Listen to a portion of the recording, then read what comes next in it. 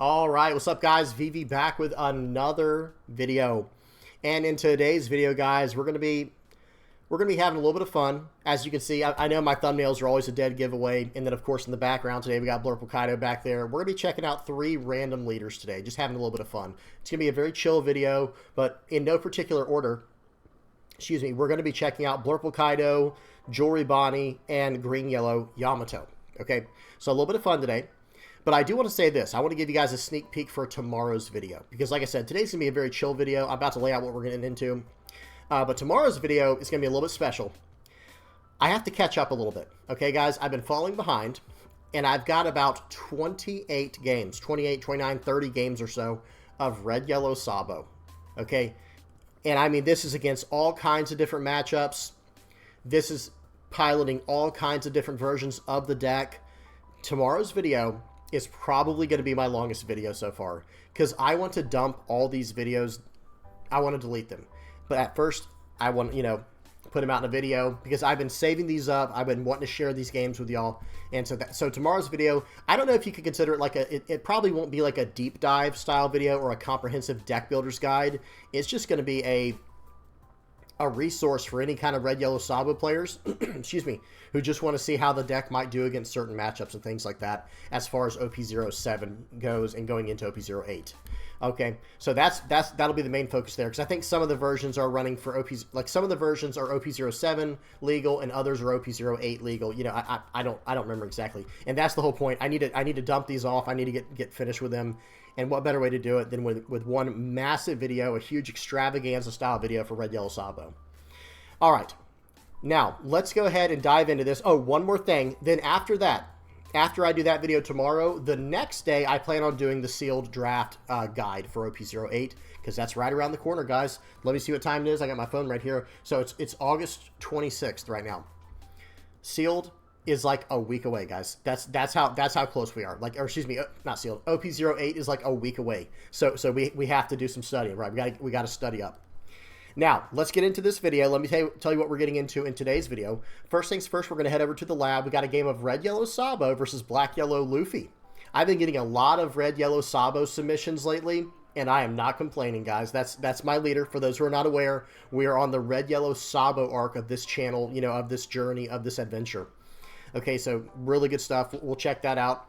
From there, we will check out one more thing in regards to Red Yellow Sabo. There was a Red Yellow Sabo list from the East in OP08.5. They got first place at a Flagship, went 5-0, beat some really good decks. We're going to check out that deck list. After that, we'll go to the sim, and we'll check out 3 games on the sim of the 3 leaders we already talked about. And then we will wrap up by checking out the deck list at the end of the video. And like I said, I'll give you my final thoughts there. We'll wrap it up in that way. Okay, so you know what you're getting into. I will have everything time-stamped down in the general description of the video. And I will have every relevant link and deck list in the comment section, okay? All right, let's get into this, guys. I really want to dive into this game here. Let's move the leader out of the way. So first things first, we got the lab. What is the lab? Any new viewers out there might be wondering, so what is the lab? So what this portion of my video is, I try to have this at the beginning of every single one of my videos. It is a community-submitted video of me to review, like for me to review. It's not of me playing. It's random people in the community who submit this for me to review. If you are interested in me reviewing your gameplay, all you have to do is download OBS. Make sure you have the sim as well. That's the easiest way to do it. I will review live games. I have no problem with that, but I do prefer the sim if possible. But all you do is download OBS. That is a free recording software. You record your game that you want me to review, and then you upload it to YouTube, and then you leave it as, I think it's unlisted. Someone corrected me in the comment section below. I don't think it's private. I think it's unlisted, where no one can view that unless you give them a link. Unless you want to put it as public, that's up to you. If you don't care, it's up to you. But then take that link and head over to the VV Theory Discord under the Review My Games tab. All you have to do is post the link there. I'll give you a thumbs up emoji as soon as I see it, and once I click on the link and see that it works, and then I'll throw you in line. So I will say there is a line. I don't know how long the line is at this point, but I'm on 6 or 7 pages at this point. So that's a good thing. I'm not complaining. We will get to it eventually. All right. And if you have any comments, questions, or suggestions, please don't hesitate to put them in the comment section below. Now, let's get into this game. Volume is off. Speed should be on 2x. It is, and we are good to go. Okay, guys, we got a game of red-yellow Sabo versus black-yellow Luffy. So for those who are not aware, and by the way, it looks like we're running a Revo Army version. Very nice. I do like the Revo Army version quite a bit for red-yellow Sabo. For those who are not aware, red-yellow Sabo is actually pretty good into black-yellow Luffy. That doesn't mean you can't lose. You know, that doesn't mean black-yellow Luffy can't win. But red-yellow Sabo, they're pretty solid into black-yellow Luffy. Okay, so right here, the black-yellow Luffy on turn 1 played out Flampe to draw 2 cards, one from his life, one from his deck. He's trying to go down in life as fast as he can, so it would be really important for us to not help him get low in life. For the newer players out there, you don't want to help black-yellow Luffy lose life, because that's when he turns on his leader effect. So you have to wait for later in the game to do that. And we play out the Emporio Ivankov, the 4-cost Ivankov. Let me make sure we are on 2x speed, right? I just want to make sure, guys. I always like to make sure it's on 2x speed. Yeah. So we're just waiting on our opponent here. Let's see what they decide to do. They're going to swing for 5. So they want to develop a 5-cost body this turn, unless they're tricking us and they just want to swing for 6 with Flampe, but that would be really weird. That would be really weird. Okay, what did we get there? I'm sorry. Hang on. So swing for 5. And then we get a... Oh, we countered out. Excuse me. Or no, we took it. I'm sorry. I saw the Lindberghs. I thought we got a Lindbergh and did not use the trigger. Okay, so all right. So we took that. We got a Zoro. They're going to play out a Sabo. Okay, trashing 2 Kuzans. They trashed 2 Kuzans, right? Interesting. So now let's see what they do. So we play out the Lindbergh, and we're going to swing for 7. Okay, very interesting. So hang on. So we played out the Lindbergh with the Ivankov's effect. Okay, so how do I say this? That I don't know if I would swing just yet. I would have just attached 2 to the Ivankov. That's fine. Cheat out a body. And then with the 4 remaining Dawn, you could play out another 4-cost body. Something like a, what's his name there? The 4-cost Lindbergh, the 4-cost Karasu, and then just pass. I would just pass after that. But swinging at them does allow them to gain a life, or excuse me, to draw one of their life cards, and then now they're down to 2. Because again, for any of the new players out there who don't know what I'm talking about, Black-Yellow Luffy wants to go down to 0 life as safely as they can. As weird as that might sound, that sounds like counterintuitive, right? But they want to go down to 0 life so they can activate their leader effect and gain 2 life for free from their trash. Very, very powerful effect. Or at least by trashing a card and attaching 2 Dawn to their leader. Okay, so they went ahead and played out the 5-cost Luffy to pop our guy. That's another reason, Pauls, that's another reason why we should not have attacked when we did. Because essentially what that allowed for them to do is to get down to 2 life, and then they can just pop our character for free with the Luffy. So we need to be really careful of that. I know it stinks not attacking. I'm right there with you. That is a weird concept in a game that's centered around battling and fighting your opponent like this. But at the same time, we have to practice restraint. We have to practice restraint. Okay, so they went ahead and swung for 7. I believe we took it. Going to play out the Ivankov, which cheats out an Inazuma. Very nice. We're going to put that card back on top of our life, it looks like. Okay, Lindbergh. Let me see something real quick and just pass. Okay, interesting. Yeah, I'm okay with that. I think that's fine. That is completely fine. So let's see what they decide to do here. So, okay, one thing I do want to mention. Let's just mention something real quickly here. I would have not attached. So I would have attached 1 Dawn to my leader and 2 Dawn. See how we have we have 1 Dawn attached to the Ivankov. I wouldn't attach that Dawn. I would attach that Dawn to the Lindbergh, and then 1 more to the Lindbergh, and then the final Dawn to our leader. And I would have put the Lindbergh back on top of our life. And then when they attack this turn, we'll get him into play for free. So he'll be like pseudo-protected. We gained a life. We don't lose any tempo. That's how I would have done that. But that's fine as well. That's fine as well. So let's see what ends up happening here. It is now the Black-Yellow Luffy's turn. They are on a 9 Dawn turn, but they still have 2 life left. They're going to play out a Sabo. Excuse me, they have a lot of cards in hand right now. This Black-Yellow Luffy player has a lot of cards in hand. Okay, let's see what happens now. They have 4 Dawn left for the turn. They're going to swing for 5. Yeah, I would definitely counter out of this, for sure, for sure. Very nice. Swing for 6. Okay, we'll take that. And now, remember, like I said, if we had the Lindbergh there, we would have gained that straight to our life. Okay, so now it looks like we're going to 1K counter out of this. Very nice. And now we're going to play out another Emporio Ivankov. And let's see what happens here. We're actually running out of room on the board. So we get rid of the Bello Betty. That's fine. That card's not super useful here. Now we can attack into their board though, so that's good. Swing 7 into 6. Now let's see what they choose to do here. They take it. Okay, and now we're going to play out the Zoro, swing into that character, and now we can pass. Okay, so we took out one of their blockers. They still have 2 life, and we are setting up for a OTK, a 1-turn KO, right? Where our opponent has 2 life left. They can't start really gaining power to their leader until they do things in the right way. Okay, so I don't understand what that attack was. 5 into a 5 body there, that was interesting to me.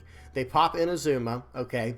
They still have 5 down left for the turn because that was 5 of it. They're going to play out Makino to gain a life. And this guy's in trouble. I'm about to predict. I have not seen this game, guys. I'm about to predict what happens here. Okay, just waiting for them to adjust cards in their life. Let's see what they decide to do. Again, we're just waiting on our opponent. But understand this right now. That Sabo can be KO'd. Okay, I'll say this while we're waiting for our opponent to make their decision. We have... Okay, and then they don't play anything else. Okay, we have a... what's the card called? Koala in hand. We can go minus 3,000 power to our character, to their character for the turn, the Sabo. Attach 2 to our Lindbergh and go 7 at face. This turn is probably going to be very ugly for our opponent. Yeah, absolutely the right play there. Swing 7, pop your blocker. He takes that. Now we're going to push that card back. We're going 7 in more. We're KOing that character. Oh, he just had to triple 1K out of that attack. Guys, it is just completely over at this point. No 2K counters unless he's bluffing us. Unless he's bluffing us to attack into him. I mean, yeah, but we want to attack into him. So right here, we just need to go everything to face. How much we have? 3, 4, 5. So this needs to be like a 7-7-7 attack here. 3 7s should wrap this up very nicely. Yep, 7. 1K. That is crazy. He doesn't have any 2K counters, guys. Okay. 6, and then we'll go for 8. Sure.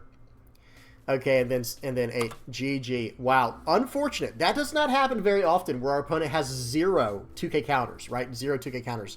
That was a wild one there. You'd love to see it. But at the same time, that was still going to be the right play, even if they did have 2K counters. It doesn't matter. Even if they have 2K counters, we're still making that play because their leader was 5,000 power, and they only had a 6K blocker on the board that we could KO without it even blocking. So that was the right play. That was well executed. Way to read the board. Way to read the room. Read the temperature, right? Because that's something you have to do. You have to, every single game, I get people asking me questions all the time, you know, when should I do this or when should I do that? Whatever it might be. It's a random question about all kinds of different things that are extremely situational. It's like, well, you have to make the read for yourself. And as you play the game more and more, you'll start to see what that is, what each little read needs to be, and you can go from there. But that was well done, seeing like, wait a minute, you just gave me 3 1K counters. I'm not even going to play another body. I've got all I need to swing with on the board this turn. Awesome job. Really good stuff there. All right, guys, give me 1 second to get set up here. Hang on 1 second. I got to black out the screen. Got to move my face over here. Got to hop off of this, go over to this really nice deck list we're about to look at. And then let me take off the overlay, and now we're good to go. Okay, so actually let me move my face somewhere where I'm not completely in the way. Okay, I'm in the way everywhere. I'm going to have to just take my face off for a second, guys. So check this out. This is the deck list that got first place over in the East in the OP08.5 meta. Okay, very, very awesome. Let's break it down real quick. Okay, first I'm going to start in the bottom right corner so I can put my camera back up. These are 4 crackers. Notice the rarity of this deck, by the way, guys. Awesome. This rarity is so good. Like this deck is blinged out. Okay, now let me put my face back on here. There we go. Okay, so in the bottom right corner where my face is, we have 4 crackers, and then right next to it, can y'all see the mouse now? Yes. We've got 4 of the new 5-cost 6,000 power 1K counter ace from OP08.5 ST15. Sorry, that was very confusing. It's from the new starter deck 15. They're calling that OP08.5. So this card, excuse me, if you don't know what this card does, make sure to look it up. I'll try to look it up at the end of this video if I remember. But essentially, it's a 5-cost 6,000 power ace card, so we can search it up with Garp. Notice Garp in the top left corner. We can search this card up, and it's a 1K counter in hand, and it has an ability to evade removal. Very, very powerful card.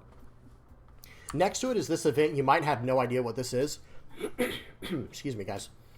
This thing is called, I think it's called like Meteor of Love or something like that. Falling Meteor, some weird wild name. But this is what it does. It is a 2-cost main / counter. So you can use it in your main or as a counter. And listen to what it does, guys. You take the top card of your life and you go plus 3,000 power for the turn. Yes, for the turn. So this little something Meteor of Love or whatever it's called, that card is very powerful. Okay, it lets us draw a card from our life. That allows us to turn on our aces sometimes if we need them, and all kinds of stuff. It's running 3 of the 0-cost event. It's running 4 of the Flame Split. Flame Split is a 1-cost that taps down a 4 or less if you have 2 or less life. Or I think, excuse me, it might be if your opponent has 2 or less life. And then it has a trigger to rest a 4 or less as well. And it goes plus 1,000 for the turn. Again, it's a for the turn effect. Very, very powerful. Next up is Satori. They're running 4 Satoris, 3 of the 5-cost 7K Rush Ace, 5 of the promo Sabo. Okay, now understand real quick. This Sabo is a 5-cost 2,000 power character. Okay, or 5-cost 5,000 power character with a 2K counter. Sorry, I messed that up. And it does have an activate main to take a card from your life. Very powerful, and it's searchable by Garp. That's the main thing. It's a 2K counter. Excellent. 3 of the 5-cost Rush Luffys that cannot be blocked if you have 2 or more Dawn attached. 3 Kid and Killers. 4 Zoros. 4 of the Ace. That this is the 2-cost Go Kingdom Ace. They're not running any of the 2-cost Luffys. They're just trying to prioritize the Ace because it's a very clean 5-cost 7K. I really like the way this list looks. I'll have to try it sometime. And then it's running 4 Hyoris and 4 Garp. Very clean list, very solid. Like I said, let me move my face one more time for you guys to check it out. And then the 4 crackers in the bottom right that we already talked about. It's got trigger support. It's got rush support. It's got Go a Kingdom support. It's got it all. It's got event support. This deck has it all, guys. Really, really awesome deck here. I got to try this out soon. Okay, now let's go ahead and hop over to, what do we have next? We got some games on the sim, right?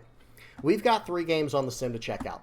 Today's video will probably be a little bit shorter than average, but hey, that's all in preparation of what I have prepared for us tomorrow, right? We've got a crazy video lineup for tomorrow when it comes to video length.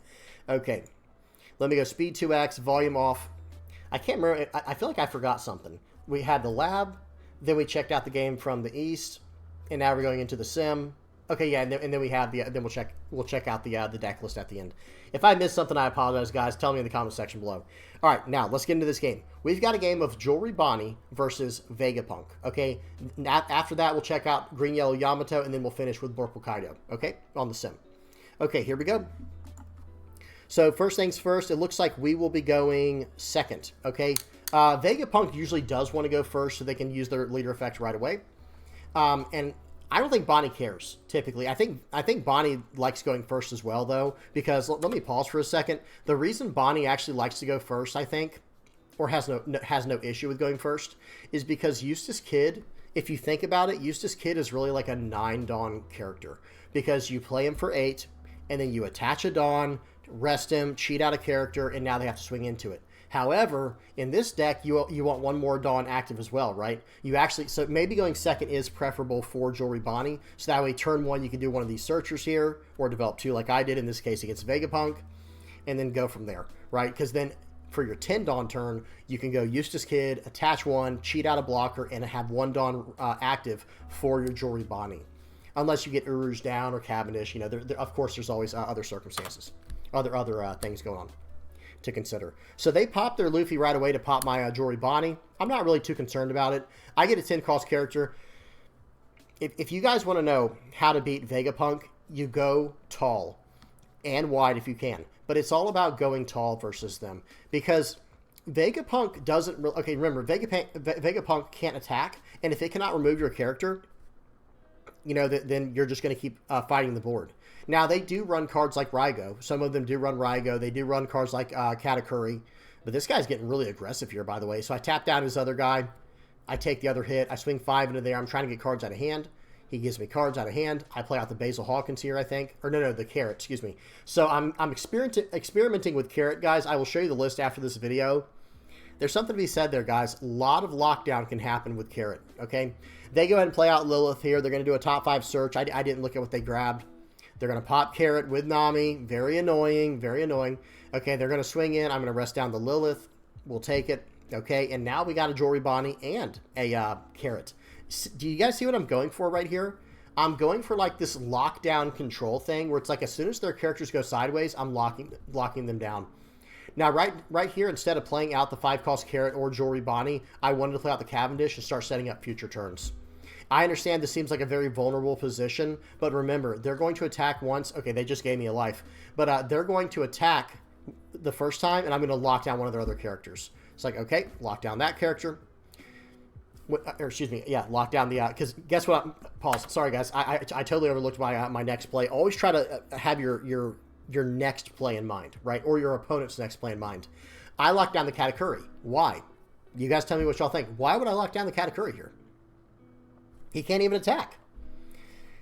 10-cost Doflamingo, of course, right? 10-cost Doflamingo allows me to get that out of the way. They're going to swing for 5. I think I am going to take one of these. It ends up being a 2K counter or Poo, and then I'll 1K counter out of one of these.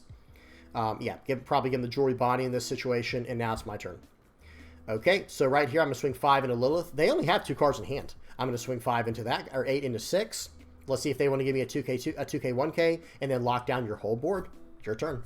Like I said, guys, if you have like a good late game against Vegapunk, you're probably going to be doing very well against Vegapunk most of the time.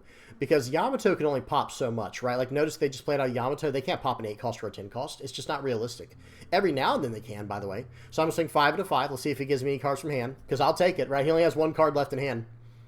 Okay, so right here, he does counter out. Okay, well, now I can get a free hit on this character, free hit on this one, and I can go from here. I'm going to play out the Cavendish, going to play out the Basil Hawkins. I have 1 Dawn left, and now they're going to get 1 attack in. I'm going to shut down one of the other attacks. I have a 7K blocker. It's just going to be so hard for them to deal with this. Okay, they're going to pay 1. Oh, they got... Okay, I see. So they pushed that card there. Pause real quick. So they pushed their... I Quasar Help, I believe is what it's technically called. It says, please save me. I think it's called I Quasar Help. It's like a pun on require Quasar, genius Vegapunk stuff. Okay, this guy's going to swing 14 into 10. I don't want to give him my blocker, and I don't want to give him my character. So it's like, you know what? I'll give you a 0-cost 3K and a 2K. Now he's going to swing in for 9, 2K counter. All right, now, this person is in trouble. So what did they do? They leave the game. As in, this person, this individual, literally left the game. Notice down here at the bottom, guys, there are 13 minutes left. We're going to fast forward. Watch this. Fast forwarded 3 minutes there. Excuse me, two or 3 more minutes. 5 minutes, 2 minutes, 1 minute. Okay, and now watch this. Then they finally leave the game. When they had 0 time left on the clock. This right here, guys... I get rage quitting. Pause. That was after waiting for their entire 15 minutes to elapse on the sim. Please do not be this kind of person. I'm not trying to judge. I'm not trying to point fingers. Maybe it's a psychological game. I get it. Hey, if this was a best of 3, I think that'd have been a great strategy, right? But this is just a game on the sim. This is not ranked, by the way. This is not a ranked game. If you're going to lose, just quit. Just rage quit. You know what I mean? That's fine. Don't even say GG if you're that frustrated. Don't say anything. Just leave. Go to the next game. I've done that before, guys. I've done it before, too. But that right there, waiting out the full 15 minutes, guys, please don't be that person, guys. Let's keep the community nice and friendly and not toxic. Okay? Let's keep it nice and not toxic. Now, as far as this game goes, I do at least want to tell you guys there was no chance for him to come back in this game. Okay, because what was going to happen here was I was going to go 10 into 9. He has no cards in hand. It was going to be 10 into 9, 5, excuse me. First, I would have developed the 8-cost Eustace Kid, and then it would have been swing with Cavendish into the Nami, 5 into the Edison. I would have gotten rid of his entire board, is what I'm trying to say, and got down the 8-cost Kid, and then I'm going to pass the turn back to my opponent before I do anything, and then I'm going to go from there. Then I'm going to start attacking from there. You see what I'm saying? And he can't win anymore. That Chalk is going to do nothing. That Please Save Me is going to do nothing. The Robin, draw as many cards as you want. I have a full board. You have no cards in hand. You see what I'm saying? So good stuff there. All right, let's keep going. I don't want to say anything more. Next up, we have a game of green-yellow Yamato versus Uta. Now, this game is a banger, guys. This is quite the game here. This was a fun one.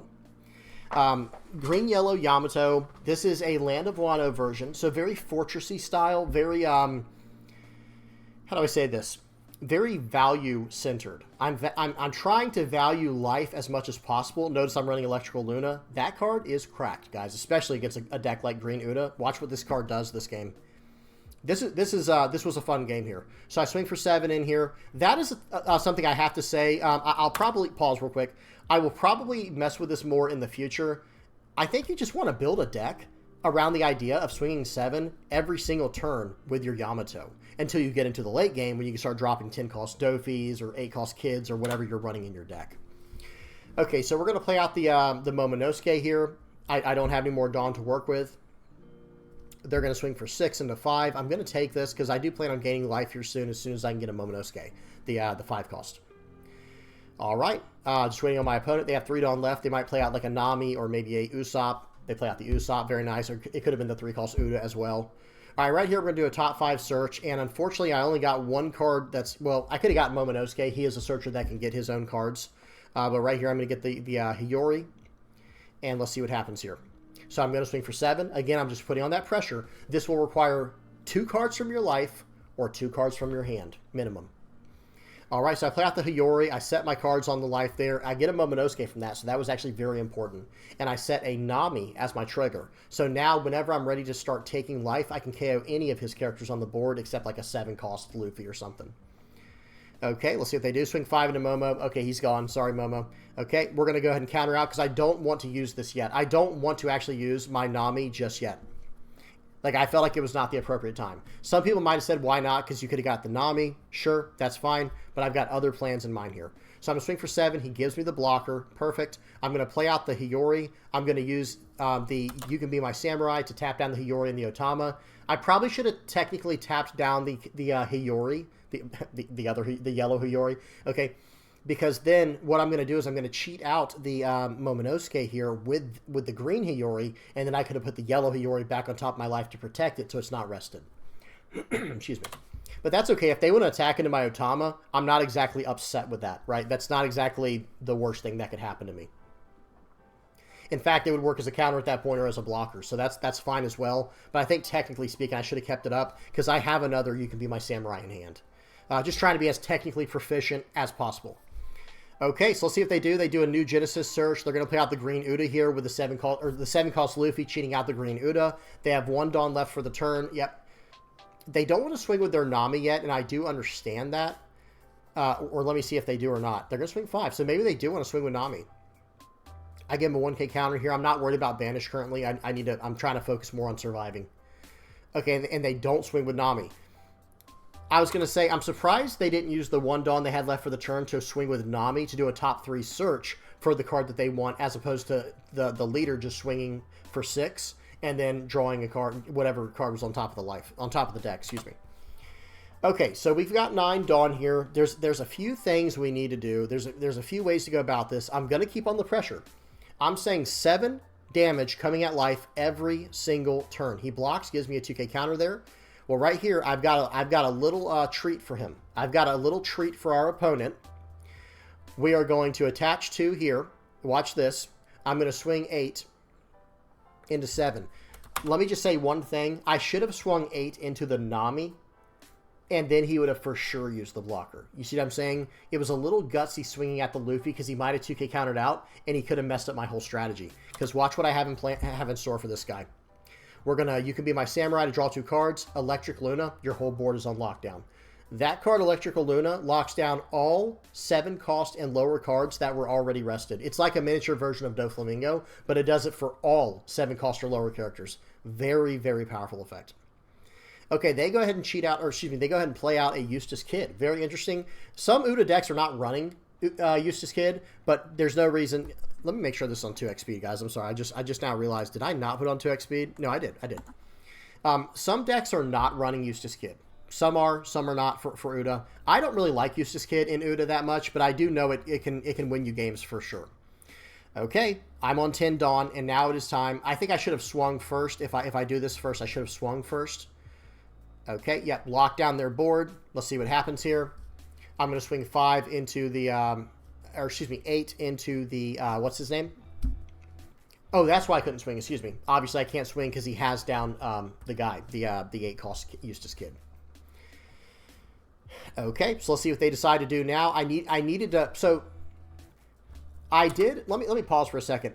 I definitely needed to keep down the left characters. Like Eustace Kid and Luffy had to be locked down. It's pretty much you must do it, right?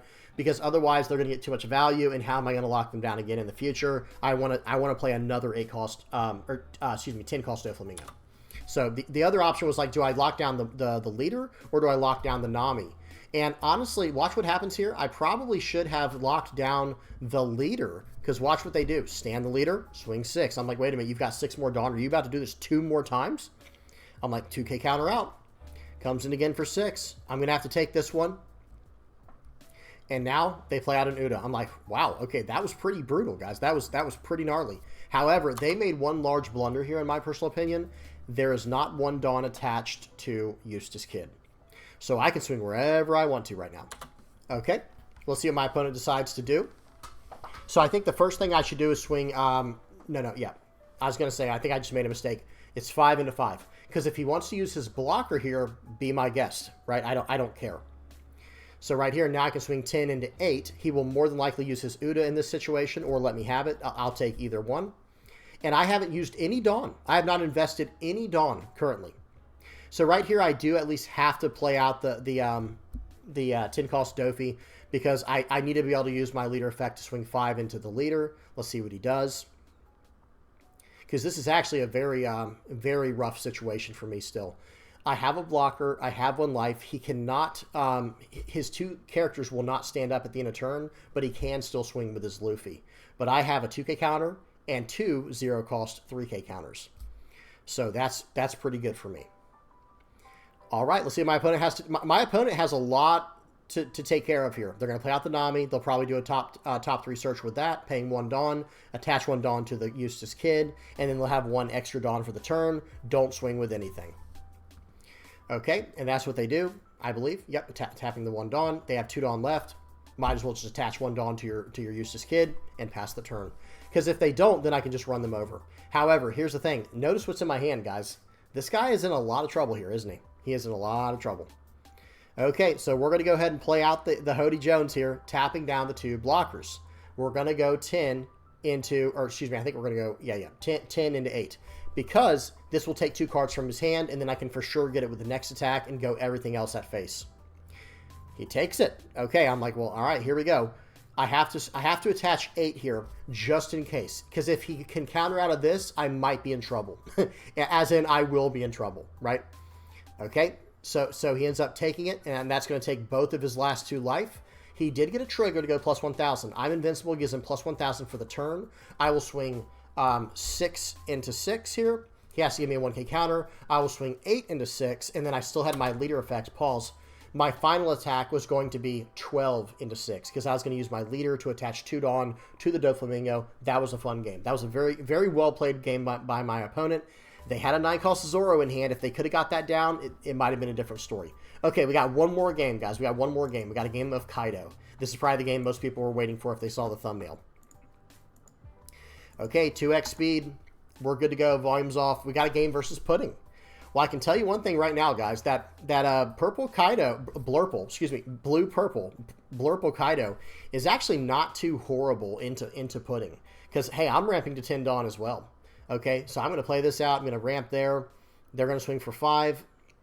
I probably should not take this, so I think I 1K counter out. Yep. I wish I had played out, I don't know. I wish I had countered out with even the 2K counter in that situation, to be honest. Because I'd rather have the searchers here. I'd rather fix my hand and do all that kind of stuff. Okay, so I'm going to swing for 7 here. Let's see if they want to give me that blocker, because that will ramp me a Dawn. It will ramp them a Dawn, but it will also ramp me a Dawn, right? Okay. So right here, I play out ulti, I grab a 2K counter, I put those on the bottom of my deck, even the queen. I just wanted to keep going here. So next turn, they were going to get to 10 Dawn no matter what. Anyway, I didn't really care. Okay, so here we go. Now it's my turn, and it is time to go face. We're going to swing, we're going to use, I'm trying to see if I can make it where I get the Dawn from my, okay, pause. I'm trying to see if I can attach 1 Dawn to my Kaido, my leader, and then, you know, get extra damage in that way. But it just ends up not paying off unless I somehow knew they were going to use the Brulee. So it's like, no, never mind. Let me just do this the right way. So I'm going to swing for 5 here. Actually, no, I ramp it on first. I don't know what I'm doing at this point. I'm like, all right, I'm just going to swing 5, whatever. So swing for 5. Because here's the thing. I'm ramping to the 9-cost, 10,000 power character that can rush and pop a 6 or less on play. They're not. They're ramping to a 9-cost that can bounce a 6 or less, right? That gains both of us a life. But I'm, you know, how do I say it? I get to attack on the same turn as the Kaido hits play. Are they really going to play out the 9-cost Linlin here? And the answer is probably, because they want to gain a life and they're in a little bit of trouble here. Okay, so let's see what they do. Just waiting on my opponent at this point. They have a lot to think about. Let me make sure. I did put on 2x speed, right? Yeah. Okay, just waiting on my opponent here. They've got 7 cards in hand, so I would imagine they have something here.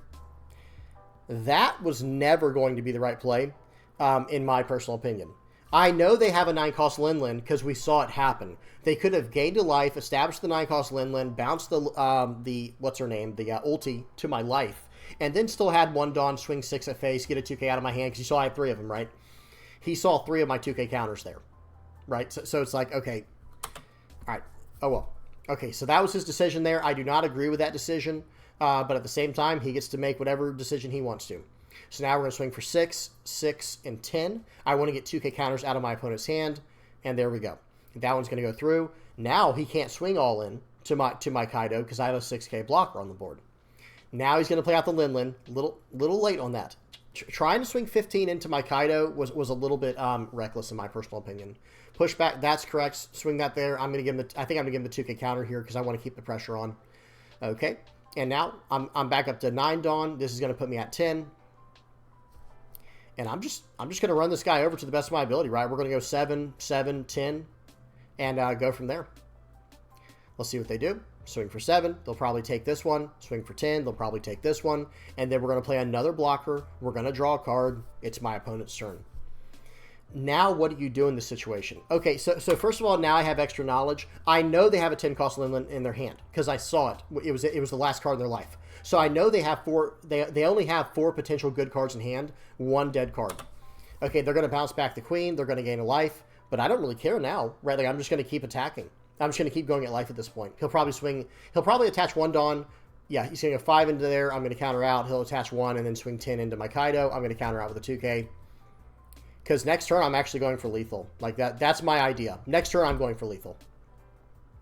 Okay, so right here, I just go for 7, because this will get 2 cards out of hand if he has them. Now I go for 9, and now I go for 14 or whatever. It's calculated lethal, right? So that was the idea there. I could have also played out the other Kaido, I guess. I could have gone like 5, 5. No, I don't like that. Never mind. I would not do that. I would not go 5, 6, 10, 10. That still might work. Hang on, because it takes 2 cards out of their hand. I know one is a Linlin. But then I go 10, 10. I don't know. It was safer to just go calculated. Swing 7, swing 9, swing the rest. GG. Okay, let's go ahead and check out these games, or excuse me, these decks real quick. First up is Bonney. Let me go ahead and move my head out of the way. There we go, and we're good to go. So this is the version of Bonney that I'm starting to mess with for OP08. I don't plan on playing a lot of Bonney, I'm going to be honest with you, but people do ask me to try out these leaders and stuff. Green is my least played color, along with probably purple. It's probably in order. Black and yellow are my most played colors. I don't know any particular order. Technically, right now, yellow is probably my most played color because I went from black, yellow, Linlin. Now I'm on red, yellow, Sabo. Yellow is probably my most played color. That's the Paladin color, of course. I have to play that.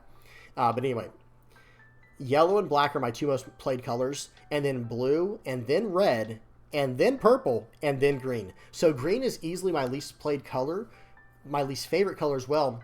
But I'm not saying it's bad. I'm not saying like, oh, this color is horrible. It's not. This is a great color, guys. This Bonney is very strong right now. And I will say this new card, Carrot, coming out in OP08, what an absolute headache in a leader like Bonney. And what I'm trying to mess with, you guys see the concept here? I'm running 2 of the 8-cost, 8,000 power secret rare Rosinante, and then I'm running 12 5-cost targets for him to choose from. 4 Carrots, 4 Jory Bonney, and 4 Cavendish. Cavendish, we know what this does. It's just pure value. But Carrot and oops, I said it backwards. Bonney and Carrot. guys, they just keep you locked down. Like, okay, I'm locking stuff down for free with my leader, right? If I can establish an Uruz the next turn, I'm also getting that free Dawn every turn, or the Cavendish, whatever. And then from there, it's like, okay, lock this guy down, and Carrot just says every turn I'm going to lock something down. There might be a...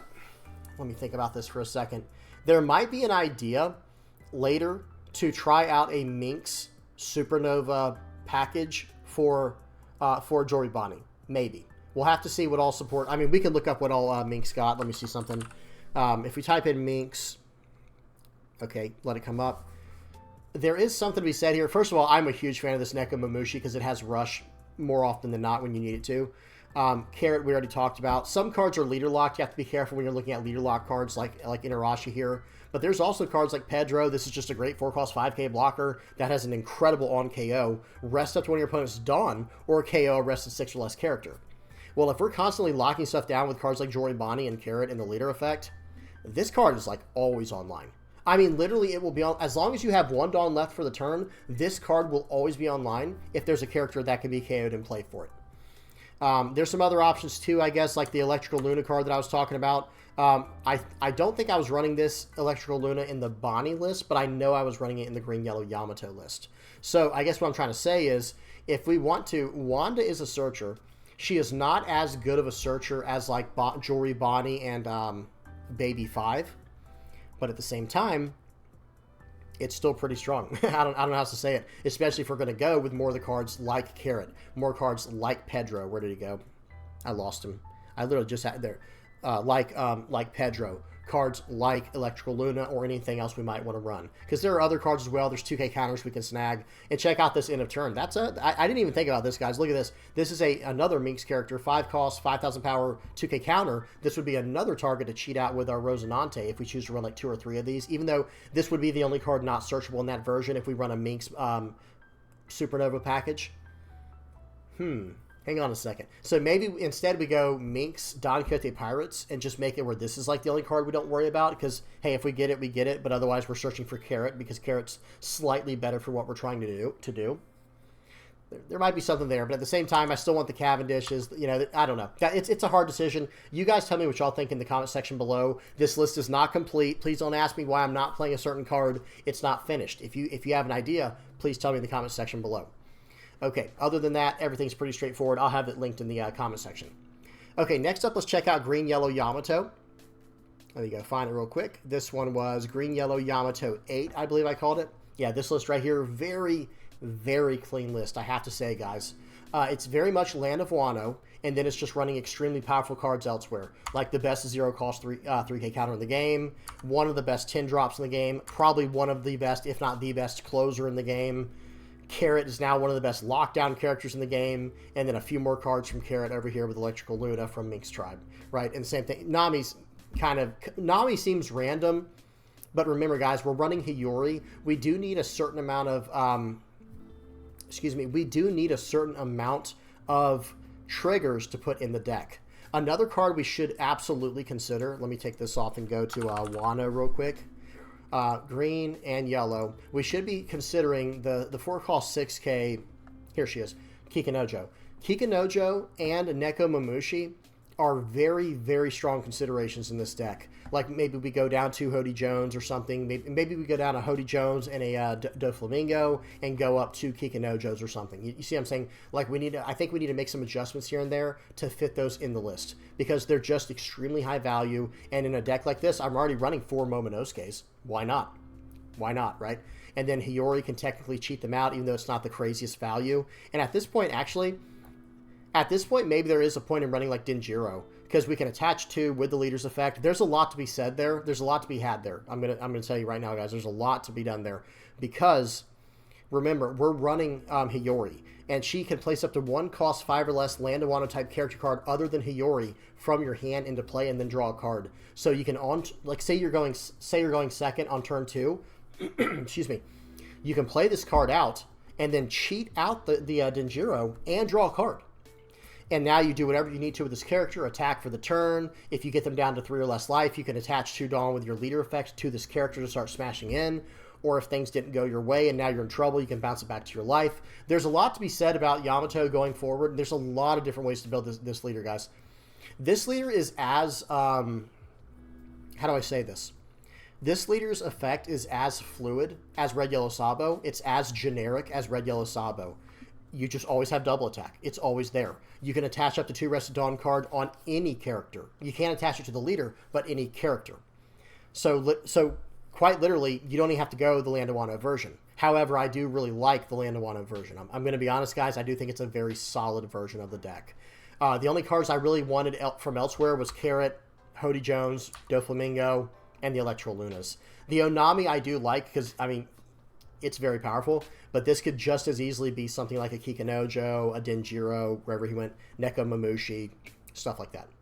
Okay, all right. Next list, final list here. We got what was his name? Kaido, right? Blue, purple, Kaido, 8. This is what I was running, guys. To be completely honest, I try to be as honest as I can be. Kaido, I did have as 3 for the 9 and 3 for the 10. But after playing that last game, I was like, no. This card's a 4 of. And same thing with this Linlin. Notice I'm running 4 Who's Who's and 4 of the We're Going to Claim the One Piece. Now, Who's Who can search up anything in this list except Linlin. That's okay. Not a big deal. But we can search up Linlin with this card, right? Top 5 search for Animal Kingdom or Big Mom Pirates type. Top 5 search, right? And trigger, you can activate the main. The main thing is this. I'm going to be honest. The main thing you want to do is mulligan for your Onigashima. That's what you're searching for. Because if you can get down Who's Who on turn 1 or this event turn 1 to find the stage, you're off to the races. You're going to be able to fix your hand later with cards like Queen. You're going to be able to fix your hand later with cards like Ulti, with these searchers that we just talked about. And there's probably even an argument. Let me remove this real quick. There's probably even an argument to run like 2 Reijus or something like that in case things go horribly south. Again, just as like a 2 of. It's a good way to get back in the game. But notice we're running a lot of 2K counters. We're running 4 of the Black Maria. We're running 4 of X-Drake, and we're running 4 of Ulti. We've got plenty of counter. We've got plenty of block. Well, I guess that is one thing the list can be improved on is if we get more blockers. Let me see something real quick. Will it bring? Nice, it does. It does work. It would be nice to get a few more blockers in here, maybe even something like a Eustace Kid. It's not too many others, I'm not going to lie. There's not too many other like great ones. I guess X-Drake would be good because this is searchable, but it's at that 5 cost spot. See, that's what... I like Eustace Kid, and I like Queen, but I don't like that they're both 5 cost characters. So that kind of hurts what we're trying to do. It makes the deck a little more clunky. It'd be better if we had like a 3 cost blocker. But, oh well, we'll have to see what happens. You guys tell me what y'all think. I do think there's something here, I will say right now, because if we have to, we're just going straight to this guy, dropping it on, on 10 Dawn, and just wiping their board if they try to go wide on us. If they try to go a little bit taller, it gets a little complicated, but this card still can clear up anything that's tall as well.